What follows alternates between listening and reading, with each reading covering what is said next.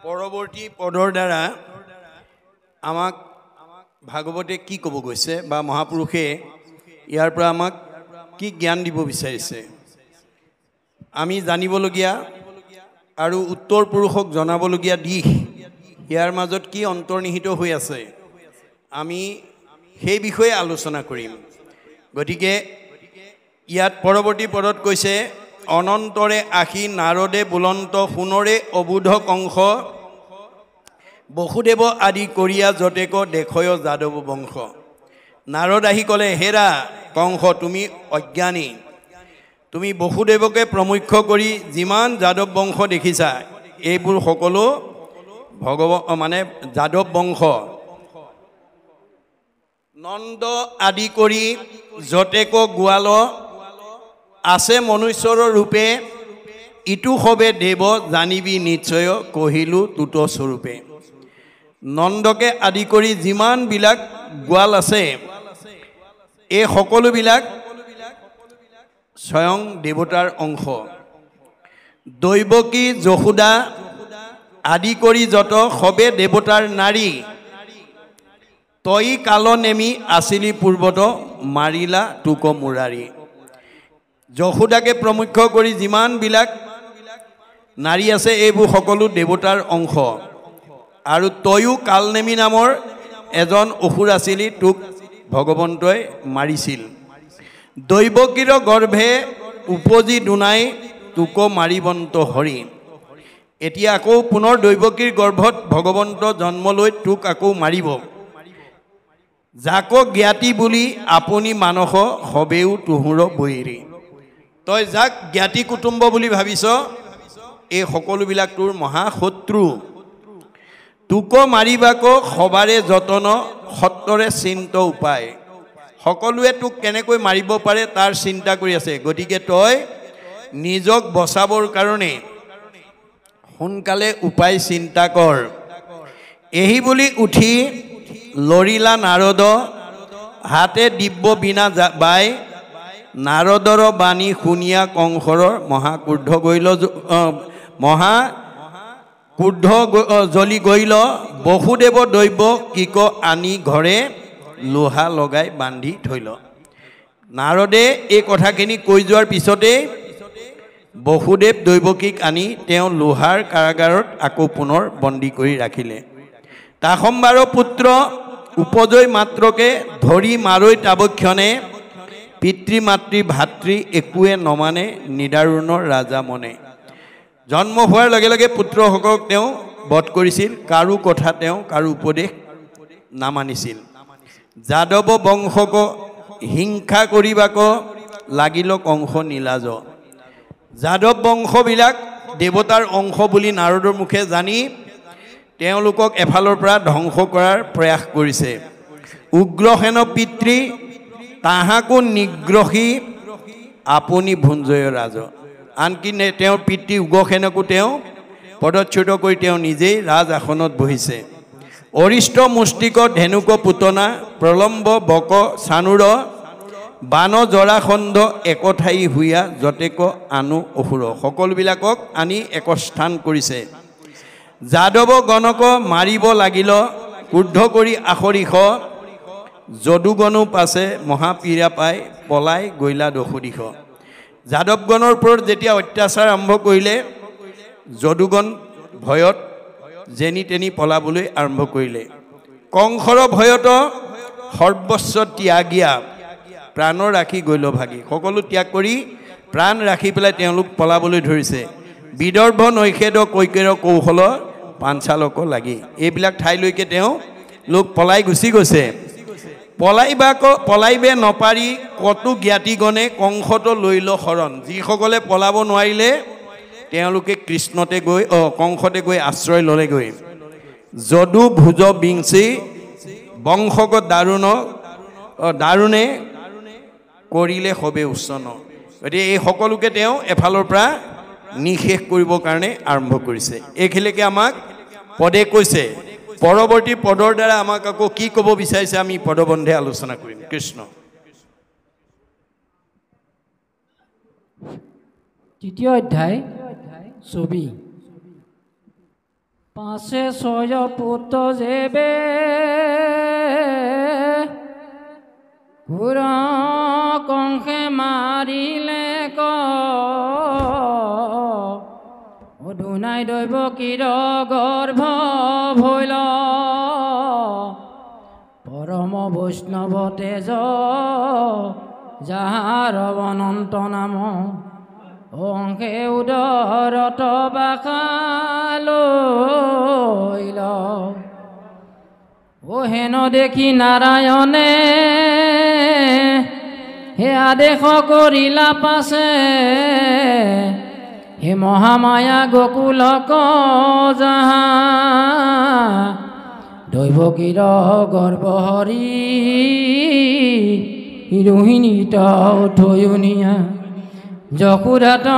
তুমি উপজা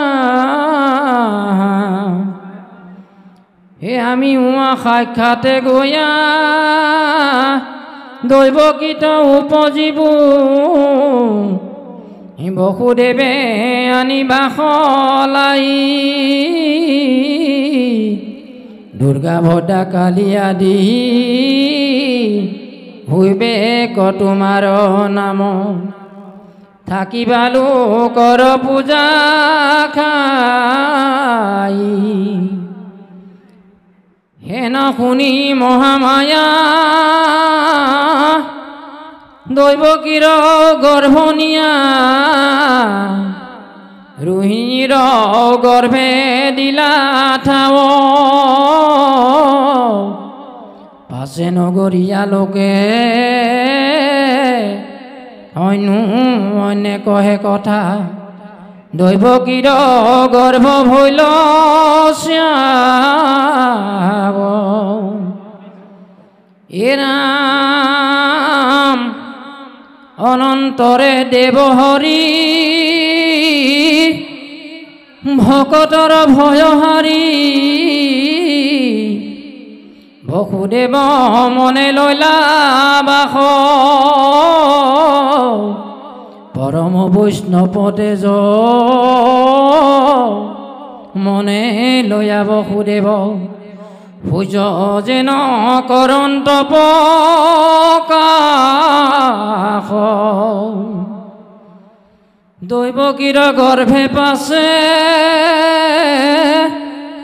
অৰ্পিলন্ত বসুদেৱে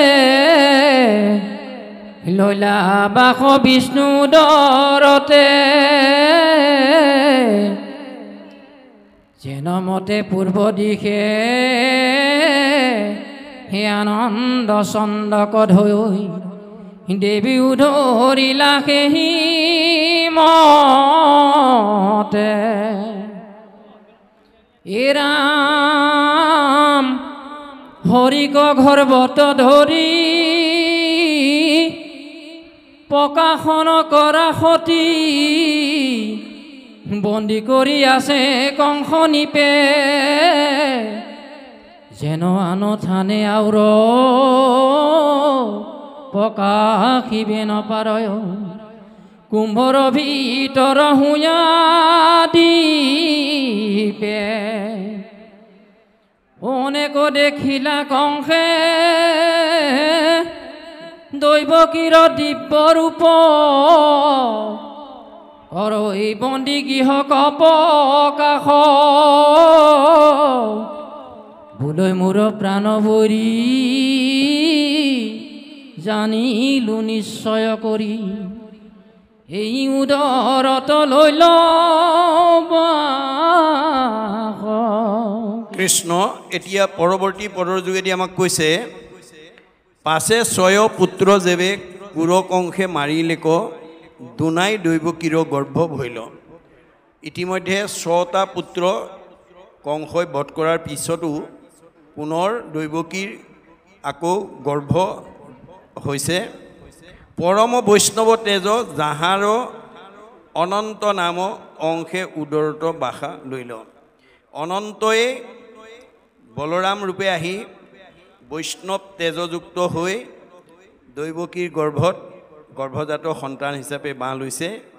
হেন দেখি নাৰায়ণে আদেশ কৰিলা পাছে মহামায়া গোকুলক যাহা মহামায়াক গোকুললৈ যাবৰ কাৰণে আদেশ কৰিছে দৈৱকীৰ গৰ্ভ হৰি ৰোহিণীত থৈও নিয়া যশোদাত তুমি উপজাহা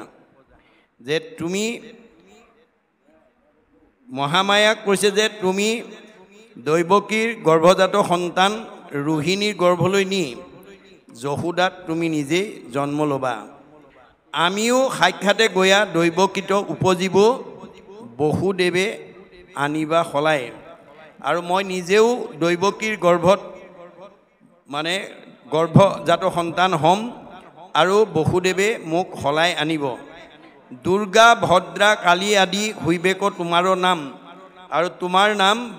দুৰ্গা ভদ্ৰা কালী আদি হ'ব থাকিবা লোকৰ পূজা খাই তুমি আনৰ পূজা খাই থাকিব পাৰিবা হেন শুনি মহামায়া দৈৱকীৰ গৰ্ভ নিয়া ৰোহিণীৰ গৰ্ভে দিলা ঠাও প্ৰভুৰ নিৰ্দেশনা পাই মহামায়াই আহি দৈৱকীৰ গৰ্ভৰ পৰা বলৰামক ৰোহিণীৰ গৰ্ভলৈ স্থানান্তৰ কৰিলে পাছে নগৰীয়া লোকে অন্য অনেক কহে কথা দৈৱকীৰ গৰ্ভ ভৈলা শ্ৰাৱ আৰু নগৰীয়াসকলে দৈৱকীৰ গৰ্ভস্ৰাৱ হ'ল বুলি আলোচনা কৰিলে অনন্তৰে দেৱহৰি ভকতৰ ভয়হাৰী বসুদেৱ মনে লৈলা বাস তাৰপিছত জগতৰ ভকতৰ ভয়হাৰী ভগৱন্তই বসুদেৱৰ মনত অৱস্থান কৰিলেগৈ পৰম বৈষ্ণৱ তেজ মনে লৈয়া বসুদেৱ সূৰ্যজন কৰন্ত প্ৰকাশ আৰু পৰম বৈষ্ণৱ তেজ বসুদেৱৰ ঔৰসে যেতিয়া দৈৱকীৰ গৰ্ভত অৱস্থান হৈছে সূৰ্যৰ দৰে প্ৰকাশমান হৈছে দৈৱকীৰ গৰ্ভে পাছে অৰ্পিলন্ত বসুদেৱে লৈলা বাস বিষ্ণু উদৰতে মানে বসুদেৱৰ ঔৰসে পৰম ভগৱন্তই দৈৱকীৰ গৰ্ভত উদৰস্থ হ'ল যেনমতে পূৰ্ব দিশে আনন্দ চন্দ্ৰক ধৰৈ দেৱীও ধৰিয়া সেইমতে পূৰ্ব দিশত যেনেকৈ চন্দ্ৰ উজ্জ্বল ৰূপত প্ৰকাশিত হয় দৈৱকীৰ গৰ্ভও তেনেকৈ প্ৰকাশমান হৈছে হৰিক গৰ্ভত ধৰি প্ৰকাশ নকৰা সতী বন্দী কৰি আছে কংস নিপে যে ভগৱন্তক গৰ্ভত ধাৰণ কৰি কোনো ধৰণৰ প্ৰকাশিত নোহোৱাকৈ কংসৰ বন্দীশালত তেওঁ বন্দী হৈ আছে যেন আন থানে আউৰ প্ৰকাশিবে নপাৰয় কুম্ভৰ ভিতৰত হুয়া দিবে যেনেকৈ এটা গাঁতৰ ভিতৰত পোহৰ এটাই যেনেকৈ প্ৰকাশমান হয় দৈৱকীৰ গৰ্ভত ভগৱন্তই গৰ্ভস্থ হোৱা সময়তো তেনেকৈ গাঁতৰ ভিতৰত এটা পোহৰ প্ৰকাশৰ দৰে মানুহৰ দৃষ্টিগোচৰ হৈছে দিনেক দেখিলা কংসে দৈৱকীৰ দিব্য ৰূপ কৰৈ বন্দী গৃহক প্ৰকাশ এদিন কংসই হঠাতে দৈৱকীৰ দিব্য ৰূপৰ পৰা এটা উজ্জ্বলতা দেখা পালে বুলৈ মূৰ প্ৰাণ বৈৰী জানিলো নিশ্চয় কৰি এইৰ উদৰত লৈলা বাস যে মোৰ প্ৰাণ বৈৰী এই গৰ্ভত আহি বাস লৈছে বুলি তেওঁ অনুভৱ কৰিলে এইখিলৈকে আমাক পদে কৈছে পৰৱৰ্তী পদে আমাক আকৌ কি ক'ব আমি পদবন্ধে আলোচনা কৰিম দুলৰী বা কৃষ্ণ চতুৰ্থ অধ্যায় দুলৰী বিষ্ণুৰ স্থিতিত কংসৰ চিন্তা দেৱতা বিষ্ণুৰ স্তুতি হীৰা মামা কবোধিবে আইলা নাৰায়ণে কৰিব কোনো উপায় দৈৱকী কমাৰি যদি ৰক্ষা যাওঁ যিহেতু বৰ অন্যায় উদৰ ভগিনী আৰু গৰ্ভৱতী কিমতে মাৰিব প্ৰাণে এহিৰ বিৰুদ্ধে সৰ্বনষ্ট হৈবে সৃজ আয়ুৰ মানে হেন কুৰ কৰ্ম কৈৰ যিটো পানী জীৱন্তে মৰা সিজন জয়ে মানে তাক লোকে সপিবেক বুজিবে মৰি যাতনা উপযোগ হৰি মাৰিবোধ ধৰি থাকো অপেক্ষা কৰি হেন মনে গুণী ৰহিলা গৃহত ভয়ে নিদ্ৰা পৰিহৰি ইৰাম হৈ ব্ৰন্তে সুবন্তে ভোজন্তে ভ্ৰমন্তে হৰিক চিন্তই সদায় সকলে জগত হৰিময় দক্ষ সুখ শাস্তিৰ তাৰণাই হে ৰাম ৰাম পাছে ব্ৰহ্মাহৰ দিশে সহিতে নাৰদ প্ৰমুখ্যে ঋষি ৰাম ভূতি কৰিবা ক লাগিলা বিষ্ণুক সেহি বন দিখাল পক্ষী হে ৰাম ৰাম তুমি সত্যব্ৰত মুখ্যৰ সাধন সৰ্বকালে থাকে স্বামী হে ৰাম ৰাম মহাপঞ্চভূত তোমাত পৰ্য তুমি সৰ্বঅন্তৰ্যামী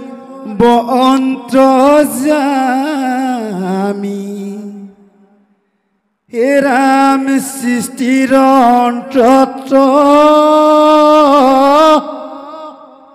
তুমি মাত থাকা সমতা কপৰ্বতাই ৰাম তোমাৰ চৰণে পখিলো শৰণে তুমি বি নাগতি নাই হে ৰাম ৰাম প্ৰকৃতি আশ্ৰয় আশ্য আদি বৃক্ষ সুখ দুখ দুই ফল ৰাম তিনি গুণে মূল অৰ্থ চাৰি ৰস শিকায়ে ইন্দ্ৰিয় বল হে ৰাম ৰাম স্বয় উৰ্মিল আত্মা হাত সাধু চাল শাখায়ে অস্ত্ৰ প্ৰকৃতি ৰাম দক্ষ বায়ুপাত ইখ জীৱ দুয় পক্ষী থা কয় আত্মনিত্ৰী কৃষ্ণ এতিয়া পৰৱৰ্তী পদত বিষ্ণুৰ মানে বিষ্ণুৰ যেতিয়া দৈৱকীৰ গৰ্ভত স্থিতি হৈছে কংস মহাচিন্তাত পৰিছে আৰু দেৱতাসকলে আহি স্তুতি কৰিছে আমাকো বধিবে আইলা নাৰায়ণ কৰিব কোনো উপায় দৈৱকীক মাৰি যদি ৰক্ষা যাওঁ সিহেতু বৰ অন্যায় কংসৰ এই কথাৰ পৰা তেওঁক এজন জ্ঞানী মানুহৰ দৰে অনুভৱ আমি কৰিব লাগিব যে যদিও কংস অজ্ঞানীৰ প্ৰতীক যদিও অহংকাৰৰ প্ৰতীক তেওঁ কিন্তু এই কথা চিন্তা কৰি জগতবাসীলৈ এটা উদাহৰণ দিছে কি বুলি যে দৈৱকীৰ যিহেতু গৰ্ভাৱতী তেওঁক মই বধ কৰিলে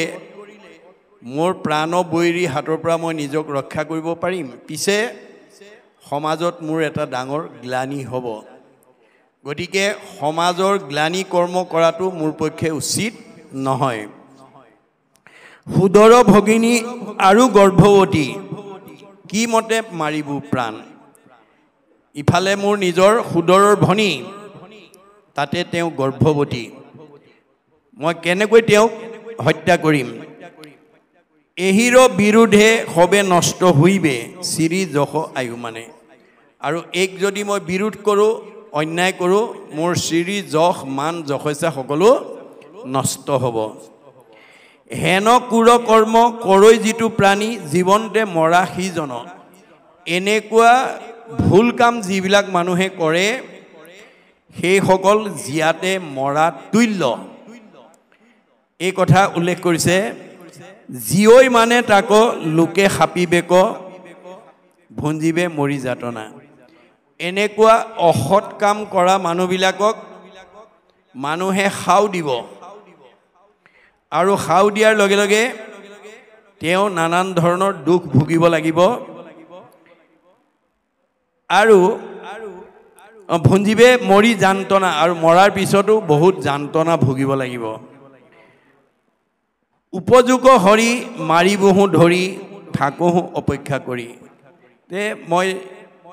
তাই গৰ্ভজাত সন্তান ভূমিষ্ঠ হোৱালৈকে উপজালৈকে মই অপেক্ষা কৰোঁ আৰু তাৰ পিছত মই তাক ধৰি মাৰিম হেন মনে গুণী ৰহিলা গৃহত ভয়ে নিদ্ৰা পৰিহৰি তেওঁৰ টোপনি নাহে ভয়ত তেওঁ সদায় সাৰ পাই থাকে উজাগৰে থাকে বৈখন্তে শুৱন্তে ভুঞ্জন্তে ভ্ৰমন্তে হৰিক চিন্ত সদায় খাওঁতে শুওঁতে উঠোঁতে বহোঁতে কেৱল তেওঁৰ কৃষ্ণৰ চিন্তাতেই বিমুগ্ধ হৈ আছে সকলে জগত হৰিময় দেখৈ সুখ শান্তি নাই তাৰো নাই গোটেই জগতখনে তেওঁ ঈশ্বৰময় দেখিছে তেওঁ সুখ শান্তি নাই পাছে ব্ৰহ্মা হৰ ত্ৰিদশে সহিতে নাৰদ প্ৰমুখ্যে ঋষি তাৰ পিছতে ব্ৰহ্মা হৰকে প্ৰমুখ্য কৰি ৩৩ কোটি দেৱতা নাৰদৰ প্ৰমুখ্যে ঋষি সমস্ত তুতি কৰিবাক লাগিলা বিষ্ণুকো সেই বন্দীশালে পখি দেৱতাসকল আহি সেই বন্দীশালতেই ভগৱন্তক স্তুতি প্ৰাৰ্থনা কৰিছে তুমি সত্যব্ৰত মুখ্যৰ সাধন সৰ্বকালে থাকা স্বামী তুমি সত্যব্ৰত তুমি মুক্তি দিব পৰা অধিকাৰ তোমাৰ হাততে আছে তুমি সৰ্বকালে তুমি স্থিতি হৈ থাকা মহা পঞ্চভূত তোমাতো উপজয়ী পঞ্চভৌতিক প্ৰাণীবিলাক তোমাৰ পৰাই সৃষ্টি হয় তুমি সৰ্ব অন্তৰ্যামী তুমি সকলোৰে অন্তৰৰ কথা জানা সৃষ্টিৰ অন্তত তুমি মাত্ৰ থাকা সমতাক প্ৰৱৰ্তাই সৃষ্টিৰ অন্তত তুমিয়েই মাত্ৰ জগতত থাকা সমতাটো প্ৰৱৰ্তন কৰি স্থিতিস্থাপকতাটো অব্যাহত ৰাখা তোমাৰ চৰণে পখিলো শৰণে তুমি বিনা গতি নাই দেৱতাসকলে কৈছে তোমাৰ চৰণত আমি শৰণাপন্ন হৈছোঁ তোমাৰ বিনে আৰু আমাৰ গত্যন্তৰ নাই প্ৰকৃতি আশ্ৰয় আশ্ৰয় আদি বৃক্ষ সুখ দুখ দুই ফল তিনি গুণে মূল চাৰি অৰ্থ চাৰি ৰস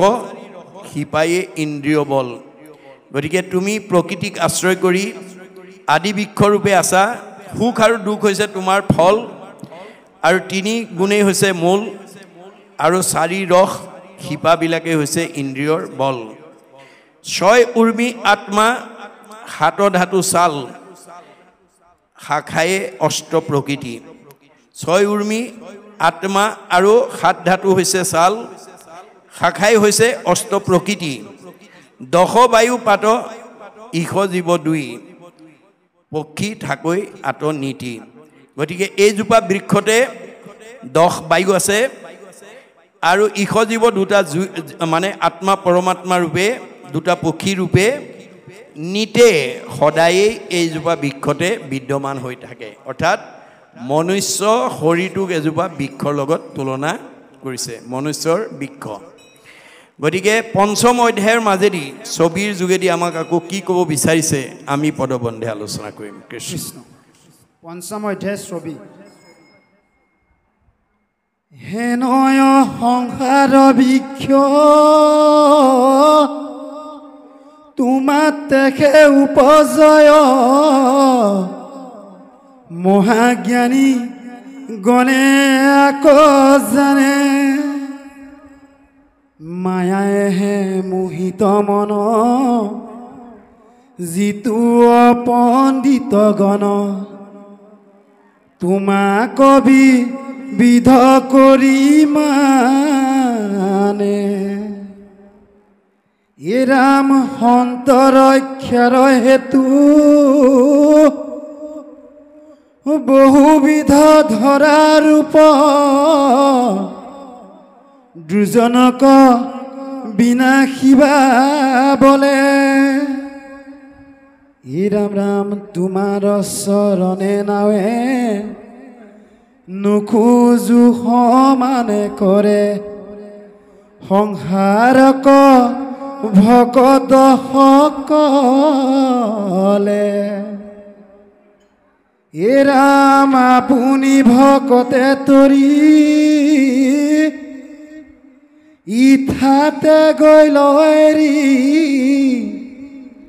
তোজু পাদ পদ্মনৌকা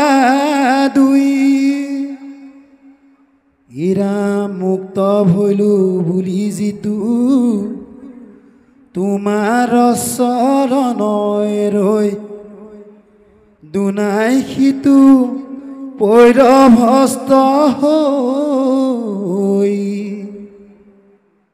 হে ৰাম তোজু নাম মুখে লৈবে হৃদয়ত ৰূপে ধৈৰ সিজনে নষ্টৈৰ সংসাৰ হে ৰাম কৰিবা অৱতাৰ হৰিবা ভূমিৰ তাৰ কিনো ভৈল আনন্দ আমাৰ হে ৰাম তোমাৰ পাৱৰ খোজে অলংকিত হৈবে ভূমি ধৈৰ্য বৰ্জ দেখিবু অংকুশ হে ৰাম তোমাৰ চৰণে আমি পৰিয়া প্ৰণাম কৰি ৰক্ষা কৰা পৰম পুৰুষ হে ৰাম হিমতে মাধৱক কৰিলা অনেক ত্ৰুটি তিদেশে হিতে সৃষ্টি কৰে হে ৰাম শুনিও ক সভাসদ মহাভাগৱত পদ কহে কৃষ্ণ কিংকৰ শংকৰে হে ৰাম ৰাম দেৱৰু দেৱতা হৰি জানিয়া যত্ন কৰি লৈও এক শৰণ কৃষ্ণত হে ৰাম গাৱ নাম গুণগীত কৰিয়া একান্ত চিত তেবে থান পাইবা বৈকুণ্ঠ কৃষ্ণ পঞ্চম অধ্যায় ছবি নামাকৰণৰ সৈতে তলৰ পদেদি আমাক ক'ব বিচাৰিছে যে হেনয় সংসাৰ বৃক্ষ তোমাতেহে উপজয় মহাজ্ঞানীগণে আকৌ জানে যে এই মনুষ্যৰূপী বৃক্ষজোপা তোমাৰ পৰাই সৃষ্টি হৈছে আৰু যিসকল মহাজ্ঞানী লোক তেওঁলোকে এই কথাটো জানে মায়ে মোহিত মন যিটো অপণ্ডিতগণ তোমাকো বিবিধ কৰি মানে যাৰ মনত মায়াই মোহিত কৰি আছে সেইসকল অপণ্ডিত লোকে তোমাক ভিন্ন ভিন্ন ৰূপে দেখা পায় সন্তৰ ৰক্ষাৰ হেতু বহুবিধ ধৰা ৰূপ দুৰ্জনক বিনাশিবা বলে তুমি সন্তৰ ৰক্ষা হেতু দুৰ্জনক বিনাশ কৰিবৰ কাৰণে যুগে যুগে অৱতাৰ হৈ আছা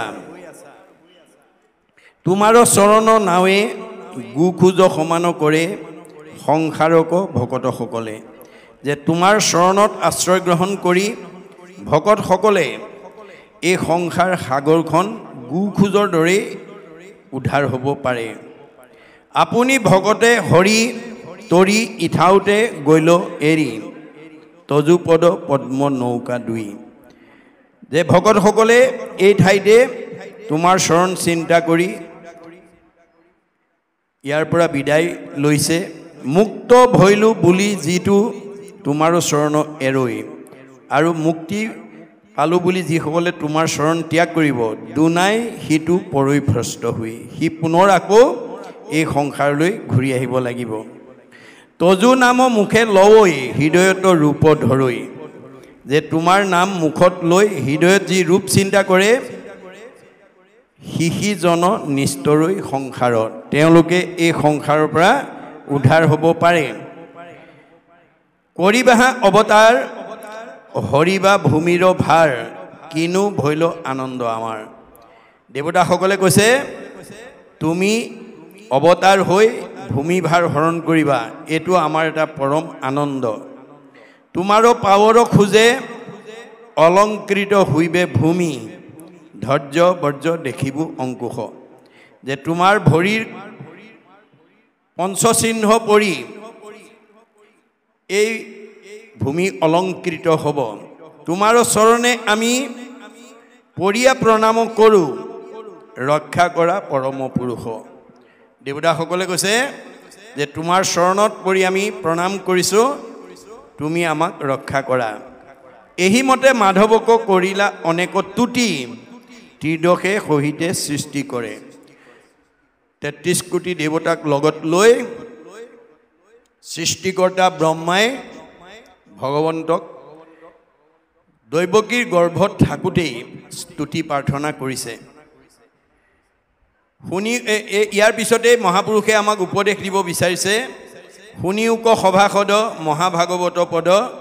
কহে কৃষ্ণ কিংকৰ শংকৰে কৃষ্ণৰ কিংকৰ ৰূপে শংকৰে আমাক কৈছে দেৱৰো দেৱতা হৰি জানিয়া যতন কৰি লৈও এক শৰণ কৃষ্ণত যে দেৱতাৰ ভিতৰত শ্ৰেষ্ঠ দেৱতা হ'ল কৃষ্ণ কৃষ্ণ এক দেৱ দুখ হাৰি কাল মায়াদিৰো অধিকাৰী কৃষ্ণ বিনে শ্ৰেষ্ঠ দেৱ নাহি নাহি আৰু সৃষ্টি স্থিতি অন্তকাৰী দেৱ তান্ত বিনে আন নাহি কেও জানিবা বিষ্ণুহে সমস্ত জগতে সাৰ গতিকে সেইজন সকলোতে সাৰ দেৱতা গাৱা নামক গুণগীত কৰিয়া একান্ত চিত তেবে থান পাইবা বৈকুণ্ঠত তেওঁৰ গুণ নাম আমি একান্ত চিত্তে ল'ব লাগে আৰু আমি তেতিয়া বৈকুণ্ঠত অৱস্থান কৰিব পাৰিম মুখে লোৱা নাম মুখে নাম লৈ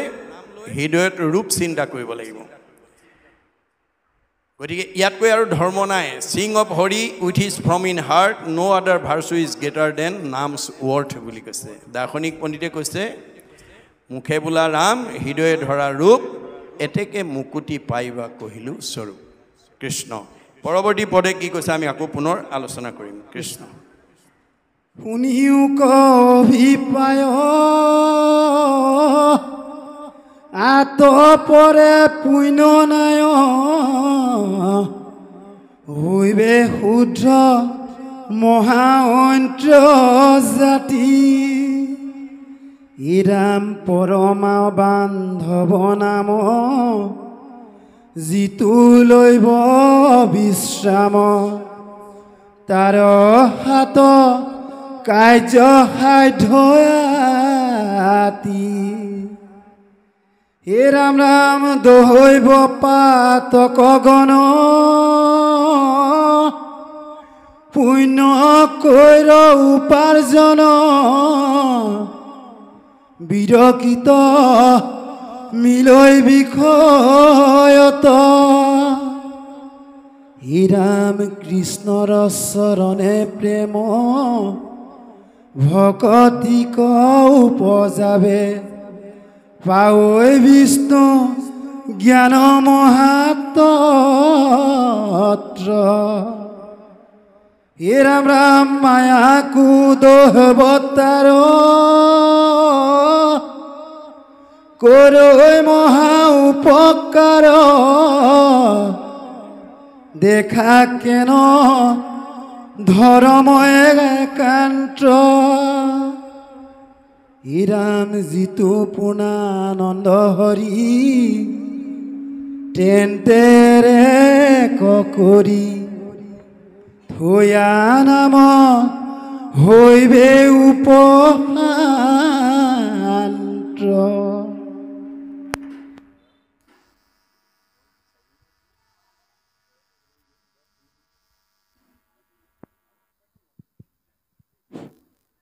হে ৰাম ৰাম হেন নাম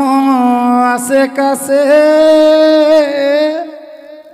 গাঁৱে গাঁৱে মুখে আছে তথাপিতো পৰৈ যাতনাত হে ৰাম কিনো মহা মৃহমতি তাৰ আৰ নাহি গতি কৰিলে পুনি আত্মঘাত হে ৰাম জানিয়ে ৰানমতি ভকতিত কৰাৰতি নিৰিবা মুখত ৰাম নাম হে ৰাম ৰাম তৰিবা সংসাৰ দুখ লভিবা মুকুতি সুখ সঘনে ঘূৰিও ৰাম ৰাম এতিয়া পৰৱৰ্তী পদৰ যোগেদি দেৱতাসকলে দৈৱকীৰ গৰ্ভজাত উদৰত বাস কৰি থকা কৃষ্ণক উদ্দেশ্যি তলৰ প্ৰাৰ্থনাৰ যোগেদি তেওঁলোকে মিনতি জনাইছে কি বুলি শুনিওক অভিপ্ৰায় আতপৰে পুণ্য নাই হৈ শুদ্ধ মহা অন্তৰ্জাতি অৰ্থাৎ ভগৱন্তক শ্ৰদ্ধা ভক্তি কৰিলে সকলো অন্তৰ্জাতি লোকো উদ্ধাৰ হ'ব পাৰে পৰম বান্ধৱ নাম যিটো লৈ অবিশ্ৰাম তাৰ হাত কাৰ্য সাধৈ আতি ভগৱন্তৰ নাম যিসকলে লয় তেওঁলোকৰ 7টা কাৰ্য সাধন কৰে কি কৰে প্ৰথমে দহিব পাতেক ছয় কৰাইবে মহা পুণ্য অদ্ভুদয় মিলাইবে বিষয়ত বীৰকতি কৃষ্ণত পুৱাইবে প্ৰেম ভকতি উপজাইবে আতি বৈষ্ণৱ জ্ঞান মায়াকো দহিয়া কৰৈ নিৰ্জান চৈতন্যময় পূৰ্ণানন্দ হৰি থৈবন্ত তেন্তে এৰে একে কৰি এই 7টা কাৰ্য আমাক নামে সাধন কৰে মাত্ৰ আমি ভগৱন্তৰ নাম ক'বলৈ গাবলৈ আৰু শুনিবলৈ আমি অলপ যত্ন কৰিব লাগে ভগৱন্তৰ কথা যি শুনে যি কয় যি গায় তাৰ 7টা কাৰ্য সাধন হৈ যায় প্ৰথম কি হ'ব প্ৰথমে দহিব পাতেক ছয় প্ৰথম আমাৰ পাপবিলাক নাইকিয়া হৈ যাব পাপ কি বস্তু পাপ আমি কাৰোবাক দেখুৱাই দিয়া বস্তু নহয় পাপ হৈছে মনৰ কিছুমান বেয়া গুণ কুবুদ্ধি, অসৎ চিন্তা, অসৎ ভাৱনা, অসৎ পৰিকল্পনা, কুসংস্কাৰ, অন্ধবিশ্বাস, মনৰ সংকীৰ্ণতা, কুপৰম্পৰা, এই বেয়া ভাৱবিলাক যাৰ মনত থাকিব, সি ডেকা ল'ৰাই হওক বা গাভৰু ছোৱালীয়ে হওক, বোৱাৰীয়ে হওক বা শাহুৱে হওক, পিতৃয়ে হওক বা মাতৃয়ে হওক, শহুৰে হওক বা শাহুৰে হওক, তেওঁ ভাৱ চিন্তা কৰ্মবিলাক সদায় বেয়া হ'ব। বেয়া ভাৱবিলাক যাৰ মনত থাকিব তাৰ ভাৱ চিন্তাবিলাকো বেয়া হ'ব। এই বেয়া ভাৱবিলাক আমাৰ ঈশ্বৰৰ নামে নাইকিয়া কৰি দিব। মলি কাপোৰখনত চাবোন চাৰ্ফ দিলে যেনেকৈ মলিবিলাক আঁতৰ হৈ যায়, ভগৱন্তৰ নাম লোৱাৰ লগে লগে আমাৰ মনৰ কলি মল আৰু মায়া মল নাইকিয়া হৈ যায়। আমাৰ দুটা মলে আমাৰ মনটো আচ্ছন্ন কৰি ৰাখে। এটাৰ নাম কলিমল, আনটোৰ নাম মায়ামল। এই কলিমলতো 16টা বেয়া গুণ আছে আৰু মায়ামলতো 16টা বেয়া গুণ আছে। এই কলিৰ উৎপত্তি আৰু মায়াৰ গুণৰ সম্পৰ্কে আমাৰ শাস্ত্ৰত উল্লেখ আছে। ব্ৰহ্মাৰ তনুৰ পৰা কলি উপজিলা, পৰম দাৰুণ বেশ বিৰিঞ্চি দেখিলা। ব্ৰহ্মাৰ দেহৰ পৰা কলি উৎপত্তি হোৱাৰ লগে লগে এটা বিকৃত ৰূপত কলিক দেখা পালে। ব্ৰহ্মাৰ তনুৰ পৰা কলি উপজিলা, পৰম দাৰুণ বেশ বিৰিঞ্চি দেখিলা। কোন কৰ্ম কৰো প্ৰভু কৰিও আদেশ, দিওঁ ৰাজপদ তজু পাওঁ উপদেশ। তেওঁ দাবী কৰিছে বাপেকক, দেউতা জন্ম দিলেই নহ'ব, মোক ভোগৰ সামগ্ৰীবিলাক গোটাই দিয়া। যিটো পুত্ৰই জন্ম হৈয়ে বাপেকক ভোগৰ সামগ্ৰী বিচাৰিছে, সেইটো সাধাৰণ ল'ৰা নহয়। শুনি চাৰি মুখে ব্ৰহ্মা গুণিয়া চাহিলা, তাৰ ভাৱ দেখি তাকো কলি নাম দিলা। চাৰিখন মুখেৰে ভাবি পেলাই তেওঁ কলি নাম দিলে। দিয়াৰ পিছত সামগ্ৰী গোটাই দিলে। কি? মলিনী নলিনী নামে 2 ভাৰ্যা দিলা, দুহান্তৰ হন্তে 4 পুত্ৰ উপজিলা। মলিনী আৰু নলিনী নামৰ দুগৰাকী ভাৰ্যা গোটাই দিলে, বিয়া কৰাই দিলে, আৰু তাৰ পৰা 4টা পুত্ৰ হ'ল। পুত্ৰকেইটাৰ নাম কি? কাম, ক্ৰোধ, লোভ, মোহ 4 পুত্ৰ জাত, গৰ্ব অহংকাৰ 2 মন্ত্ৰী যে সাক্ষাৎ। কাম, ক্ৰোধ, লোভ, মোহ হ'ল কলিৰ 4টা পুতেক, গৰ্ব আৰু অহংকাৰ হ'ল বুদ্ধি দিয়া মন্ত্ৰী। দম্ভ, দেশ, ঈৰ্ষা, অসূয়াক 4জন সেনাপতি পাতি দিলা ব্ৰহ্মাৰ বচন। এইকেইজনক আগৰণুৱা সেনাপতি পাতি দিলে। হিংসা, পৈক্ষণ্য, ঈৰ্ষা, মদ, মৎসৰক লহকৰ পাতি দিলা কলি দুৰ্মদক, আৰু এইকেইজনক লগৰীয়া পাতি দিলে। সেই কলিৰ পৰিয়ালত 16জনীয়া সদস্য ক'ত থাকে? মনৰ লগত থাকে। এই 16জন তৰিবে নোৱাৰে লোক এহিহে কাৰণ। এই 16টা বেয়া গুণ যাৰ মনত থাকিব, সি আজিৰ দৰে অনুষ্ঠানলৈ আহিব নোৱাৰে, ঈশ্বৰৰ কথা শুনিব নোৱাৰে, ভকতৰ সংগলৈ যাব নোৱাৰে। ৰাতিপুৱা গাটো ধুই ধূপ এডাল জ্বলাবলৈ তেওঁৰ সময় নোলায়। এইটো হ'ল মনৰ এটা পিঠিৰ মল, আনটো পিঠিত মায়াৰ মল। মায়াৰো 16টা বেয়া গুণ: দম্ভ, দৰ্প, পৰ নিন্দা, অভিমান, তিৰস্কাৰ, লোভ, মোহ, কাম, ক্ৰোধ, গৰ্ব, অহংকাৰ, হিংসা, কামনা, আশা, হঠ, বেভিচাৰ। এই 16 গোটা পুত্ৰ জানিবা মায়াৰ। ক'ত থাকে? মনৰ লগত থাকে। এই 16জন তৰিবে নোৱাৰে লোক সেয়ে কাৰণ। গতিকে এই 16টা 32টা বেয়া ভাৱে যাৰ মনত অৱস্থান কৰি থাকিব, সি কেতিয়াও ভকতি কৰি উদ্ধাৰ হ'ব নোৱাৰিব। গতিকে নাম ভাগৱত শুনাৰ লগে লগে এই পাপবিলাক নাইকিয়া হৈ যায়। প্ৰথমে দহিব পাতিকচ, পাপবিলাক নাইকিয়া কৰে।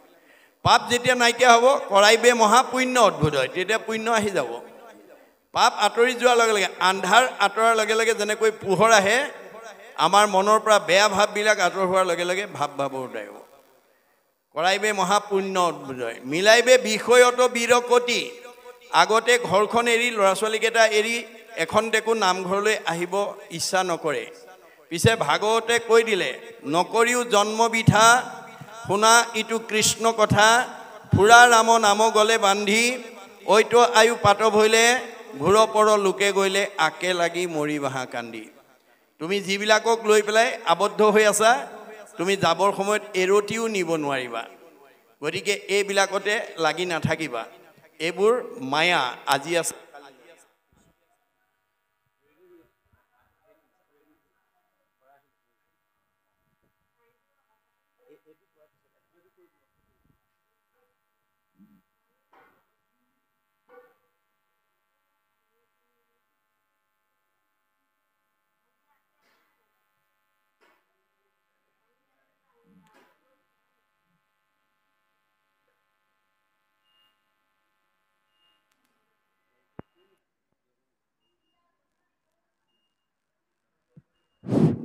গতিকে আমাক নামে কি কৰিব বিষয়ৰ প্ৰতি বিৰকতি ভাৱ আনিব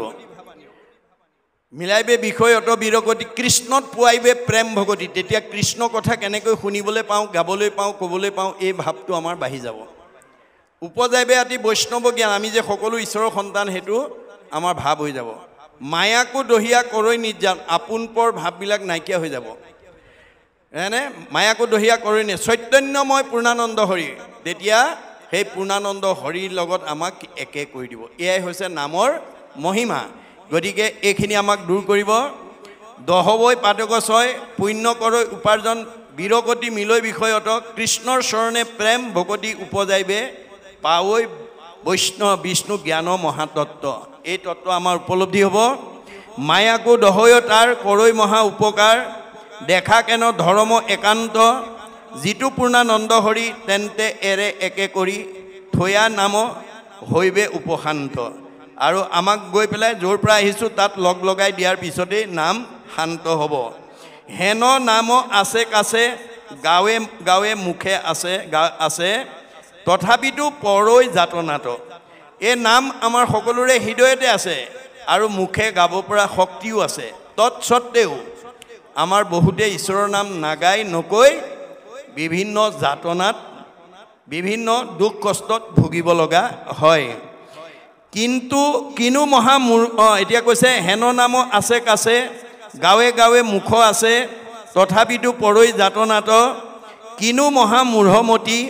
তাৰ আৰু নাহি গতি কৰিলে আপুনি আত্মঘাত আমাৰ মুখেৰে ক'ব পৰা শক্তি থাকোঁতেও আমি যদি ঈশ্বৰৰ নাম এটা নলওঁ তেতিয়াহ'লে আমি আত্মঘাতী হ'ব লাগিব অৰ্থাৎ আমাৰ জীৱটো তললৈ গুচি যাব লাগিব মনুষ্যৰ জন্ম পাই হৰি নভজিলা অৱশ্যে হুইবা ভাই তীৰ্ণ তৰুশিলা আমি আকৌ তৰুতীৰ্ণ শিলালৈ অৱনমিত হ'ব লাগিব যাক আত্মঘাতী বুলি কোৱা হৈছে জানি এৰি আনমতি ভকতিত কৰা ৰতি নেৰিবা মুখত ৰাম নাম আমি ভক্তিৰ প্ৰতি সদায় অনুৰাগী হ'ব লাগে আজিৰ দৰে ঠাইলৈ আমি দহ বন কাটি কৰি অহাৰ প্ৰতি আমি আগ্ৰহী হ'ব লাগে আৰু মুখত সদায় ৰাম নাম আমি ল'ব লাগে তৰিবা সংসাৰৰ দুখ লভিবা মুকুতি সুখ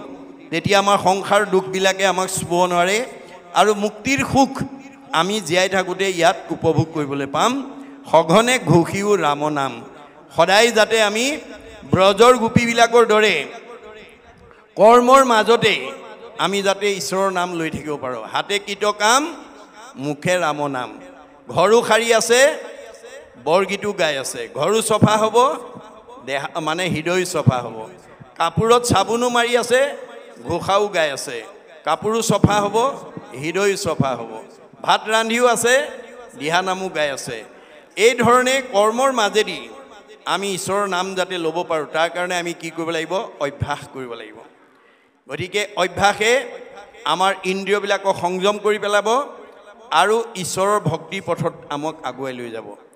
এইখিনি আমি এইখিনিলৈকে কোৱা হ'ল ইয়াৰ পৰৱৰ্তী পদ শ্ৰীকৃষ্ণৰ জন্ম পিতৃ মাতৃৰ স্তুতি বসুদেৱৰ দ্বাৰা কইনা হৰণ